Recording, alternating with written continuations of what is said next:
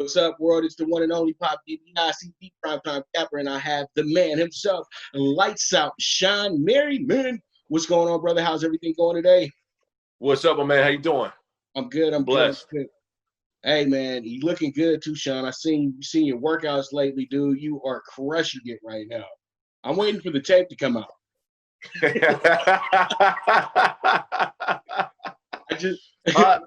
I'm waiting for you to have 10 fine honeys behind you, and you over there sweating it out and get crazy with it, all that good stuff. I'm waiting for that, man. So it's pretty much, man. We've had a lot go on lately here. How's life been in the pandemic and everything like that? I know this is a question that's asked to you all the time in interviews and everything like that. It's been good, man. But like everyone else, just going through it, right? Because it feels like we're living in a new world where you go outside and there's everyone's wearing masks, and I don't know how many times I left my mask either in my place or in my car, and I just forget that that's just a part of how things are now. And then we talked about the gym and working out, just trying to find spots here and there, maybe a private gym, maybe I can be only one of 3 or 4 people in there at one time, and just figuring it out. I worked out in parks, I worked out at construction sites. If I find boulders or big rocks and stuff, I've done it all. So it just seems like this is the world we live in now, and just getting adjusted and figuring it out just like everyone else. But everything else is good, man. Health is good, and life is good.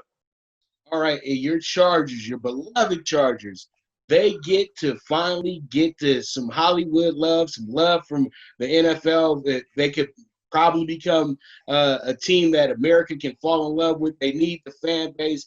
How you feel about them being on Hard Knocks? And will we get a Shawne Merriman cameo at camp? That's what we're looking for, man. I need some inspirational talk from Lights Out.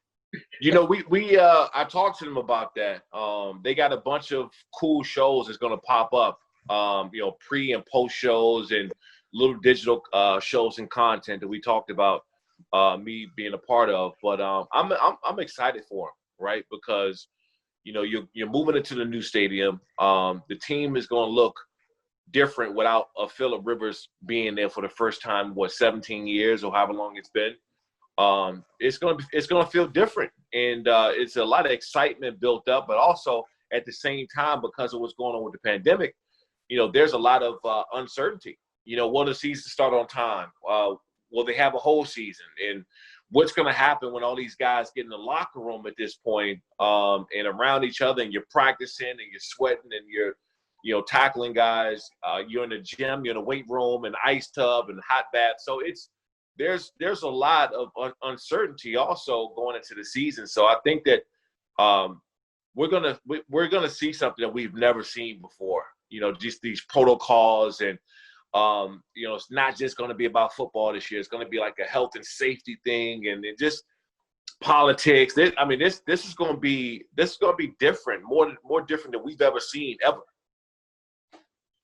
Well, my next question is for you.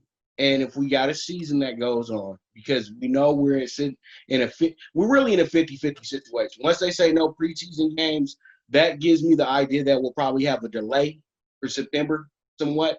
But I don't know. I think the NFL might be able to work this thing out a little bit better than the other sports, because I know that they can distance things a little bit better. But let's just say the season goes long, as scheduled.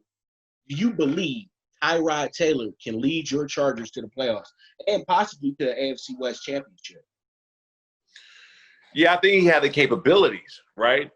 And the way the team is built around, it's kind of hard not to be successful when you got, 3 of the best wide receivers in the National Football League on your team, and Keenan Allen, Mike Williams, and I'm also counting Hunter Henry as one as well.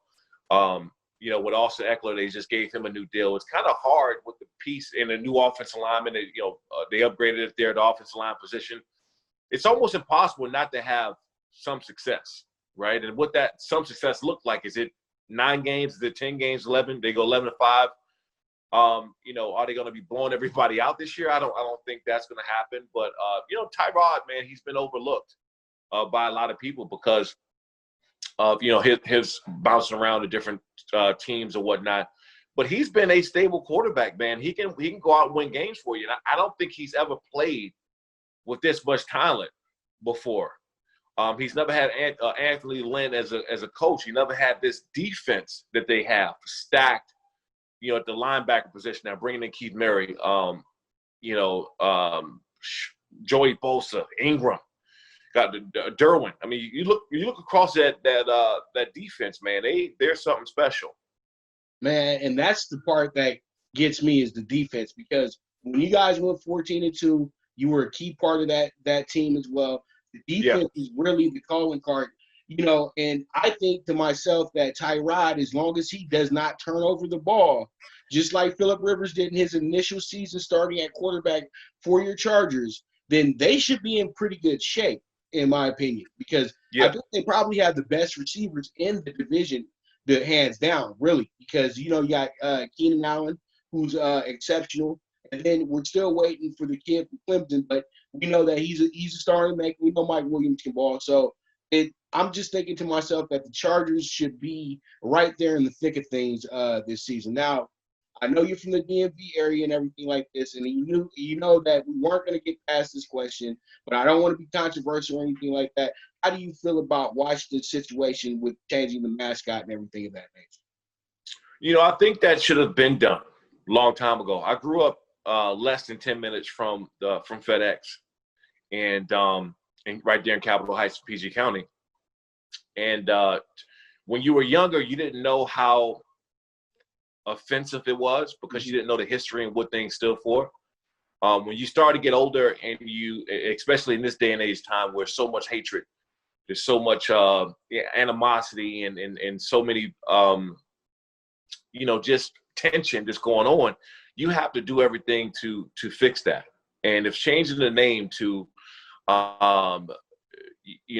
make things less offensive or for a certain group of people, you got to do that. Now, I don't understand why something like that wasn't done 10, 15, 20 years ago. And I'm glad that it's changed now, but it should have been done. But I'm also glad that they are incorporating my former coach, Ron Rivera, in some of the decision-making process, because, you're talking about a, minority head coach. He's been through it. He was my defensive coordinator there with the Chargers. I got a chance to spend a lot of time with him, and he's just forget about being a great coach. He's a great person, just all the way around. And so for him to be included in that process, I think it was the right thing to do.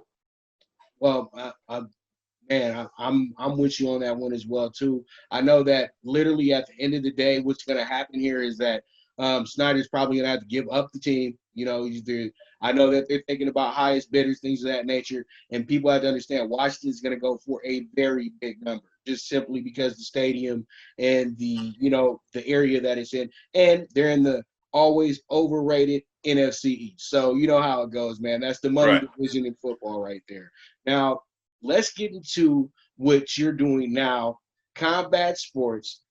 I know you love UFC. And did you see the last fight between Usman and Masvidal? And do you feel Usman can be a megastar here in the UFC? I feel like he's about to take the flag and run with it somewhat.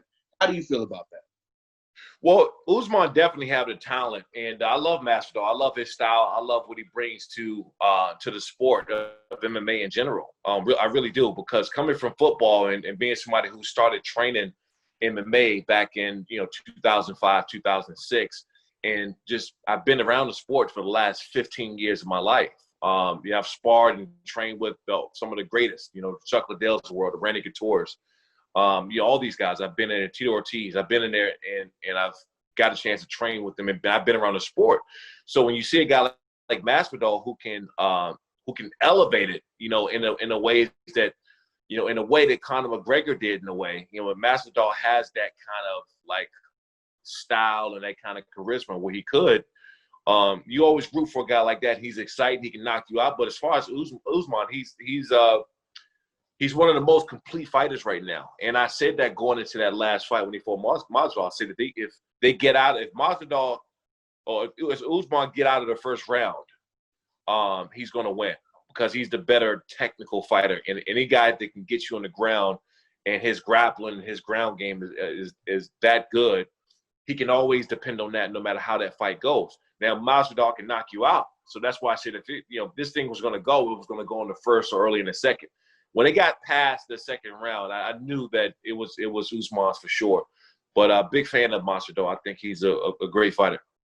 All right. Now, the game that I cover very extensively, the boxing game. We just came out of a great press conference the other day with Stephen Espinosa and with Brian Custer, who's going to be with us on Tuesday. What are your thoughts on the card? What's your favorite fight that you've seen if you've been able to see the lineup? Well, let me tell you, I think Stephen Espinosa and Eddie Hearns, they just need to fight, man. I think, listen, I just want them to fight at this point. I mean, they go at each other so much. I think that's the real fight, man. I mean, right. It's obviously it's a great card and whatnot, but I want to put together Stephen Espinosa and Eddie Hearn. Those guys. I'm sure, but people will love them to scrap at it and see what they can do. They just go at each other so much. All right, so there's a significant fight on there. I'm going to go through both the pay-per-views with you. How do you feel about the Charlo twins finally getting their big moment in the sun, being able to be on pay-per-view, and they'll both be defending their WBC crowns in, their respective divisions of, junior middleweight and the middleweight division? How are you feeling about that? I think it's time, right? And I'm glad they're doing it right now because of this pandemic and being back, having boxing again and having live fights. It's going to be a tremendous challenge, man. I mean, it's going to be a clash. I don't see it going the distance. I can tell you that. I don't, because they're just going to come out banging, and there's a lot of animosity there with the guys, and I'm looking for a great fight. All right, and then this is going to be a good one. I think it could possibly be the fight of the year, or it could be the moment that everybody finally says, okay, I respect where this young man's coming from. Tank and Leo Santa Cruz. And I think this is going to be Tank's toughest fight today. I don't care what anybody says. Leo Santa Cruz has been in plenty of wars, and we know Tank has a lot of power. But we all know that Leo has the same type of amateur background and has been in the game a bit longer as well, too. And, he's been in a lot of wars. So how are you feeling about that fight? Right now, Gervonta is just he on top of his game, man. Like, he's just – with his power and what he has, what's going to bring in this fight, it's going to be over early. And I'm not looking over Leo at all. I mean, Leo can go. He's a vet. And he's crafty as hell. But right now what Gervonta he's so damn powerful and instinctive. And his confidence is through the roof. I mean, it's this guy, he's just point blank on another level. I can't wait to see why. And by the way, I'm picking Gervonta. I think Gervonta in 6 or 7. I don't see this going a distance at all. I'm looking forward to seeing Gervonta and my boy Ryan Garcia. Yeah, and you know what? The powers that be are really pushing that thing a little bit forward very quickly. So 2021, we should be seeing some really, really, really great fights. Now, let me ask you a quick question about your promotion. When are we going to get another show for the Lights Out promotion? We're looking at here in the next month or so. Obviously UFC has been going on long. Bellator, I think, got their fight tomorrow or something, right? Yeah, their first fight back tomorrow in Fight Sphere, I think they called it. I don't know, man. Lights Out Island ain't sounding too bad right now. So, I got to get my ends correct. But, we're looking at having a fight in the next month or so. With us, it's more the protocols, right? Because as much as you want to have the fight come back, you have to set up a system in place where the fighters are protected. Their cornermen, the people who work in the events, the people who are setting up the cages and, in the arena and things like that. That's what the most of the work has to be figured out before it happens. Because the fight is easy once you get there. These guys in training camp, they know to not go and go outside of their own personal bubble and, having the exposure, because it can risk them having the opportunity to fight. So it's really about protecting everybody at the event, right? People setting up, and whether we have it at a hotel, a casino, a hotel, or an arena, it's about having everybody else follow that protocol so we can actually follow through for a fight. But we need to get back on, man. It's been a while, and I can't wait to get at it.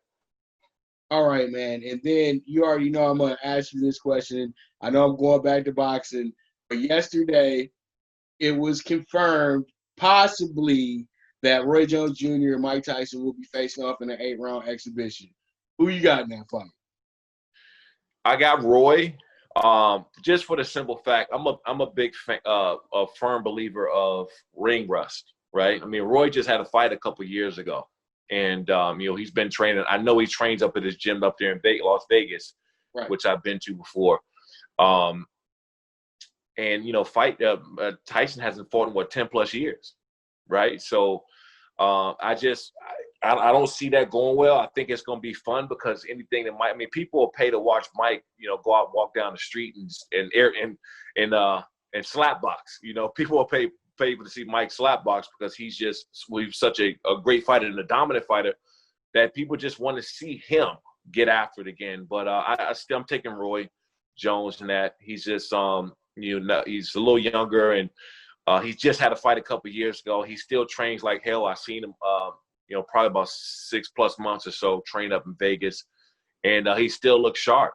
And so I think it'll be fun because it's two legends, and what they're doing, man, I think they're opening the doors for a lot of other athletes to get involved in, a lot of older legends as well.